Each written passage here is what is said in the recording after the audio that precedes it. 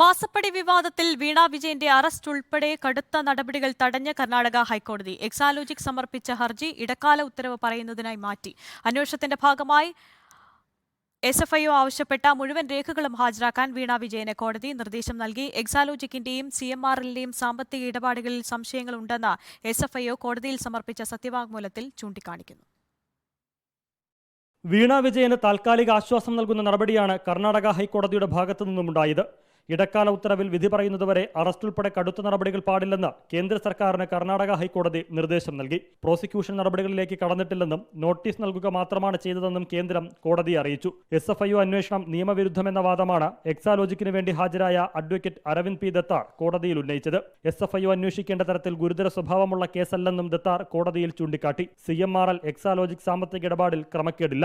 രണ്ടു കമ്പനികൾ തമ്മിൽ സോഫ്റ്റ്വെയർ കൈമാറിയതിൽ എന്താണ് പൊതുതാൽപര്യമെന്നും എക്സാലോജിക് ചോദിച്ചു. എന്നാൽ കമ്പനിയുടെ വാദങ്ങളെ പൂർണ്ണമായും തള്ളുന്നതായിരുന്നു SFIOയുടെ സത്യവാങ്മൂലം. എക്സാലോജിക് ഗുരുതര നിയമലംഘനം നടത്തിയെന്ന് ചൂണ്ടിക്കാട്ടിയ SFIO കമ്പനിയുടെ ചില സാമ്പത്തിക ഇടപാടുകൾ സംശയകരമാണെന്നും കോടതിയെ അറിയിച്ചു. നികുതി അടച്ചതുകൊണ്ട് മാത്രം നിയമപരമാകില്ല. സംസ്ഥാന നികുതി വകുപ്പിൽ നിന്ന് കൂടുതൽ രേഖകൾ ആവശ്യമാണെന്നും രാഷ്ട്രീയ നേതാക്കൾ പണം കൈപ്പറ്റിയതിനാൽ പൊതുതാൽപര്യം ഉൾപ്പെടുമെന്നും SFIOയുടെ എതിർ സത്യവാങ്മൂലത്തിലുണ്ട്. കേസ് ഇടക്കാല ഉത്തരവ് വിധി പറയുന്നതിനായി കർണാടക ഹൈക്കോടതി മറ്റൊരു ദിവസത്തേക്ക് മാറ്റി. റിപ്പോർട്ടർ, കൊച്ചി.